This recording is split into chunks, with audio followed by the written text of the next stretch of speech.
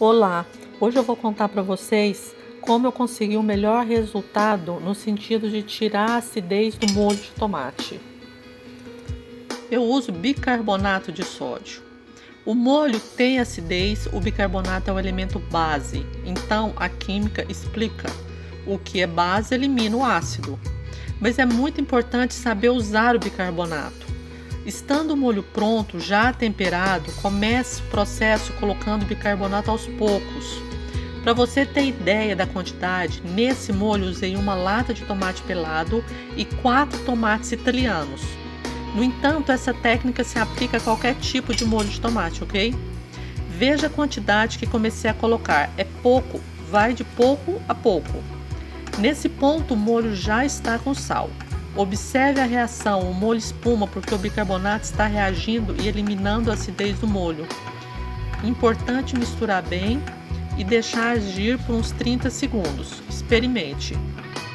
Se a quantidade de molho for bastante, pode começar com uma quantidade maior de bicarbonato e deixar agir por 1 minuto aproximadamente. A quantidade de bicarbonato é variável, pois depende da acidez do tomate. Por isso, comece aos poucos, porque o bicarbonato em excesso prejudicará o resultado final do molho. Experimente e veja se já está no ponto que você gosta. Nesse caso, eu experimentei o molho e achei que ainda estava um pouco ácido. Acrescentei mais um pouco e aguardei 30 segundos para a reação, experimentei novamente. Repeti o processo pela terceira vez e encontrei o ponto que gosto, está perfeito. Mas finalizando, quero fazer 5 observações. Primeira, vamos falar um pouco do açúcar.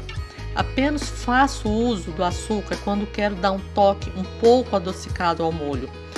O açúcar não retira acidez porque ele não é base, apenas disfarça.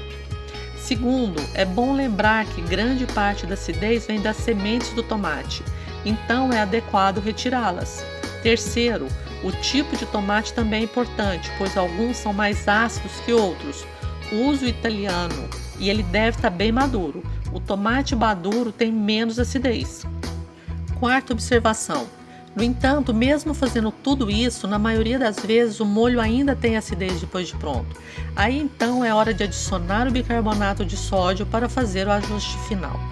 E para encerrar, deixo a dica para usar apenas o tomate natural ou o tomate pelado, que pode ser considerado natural.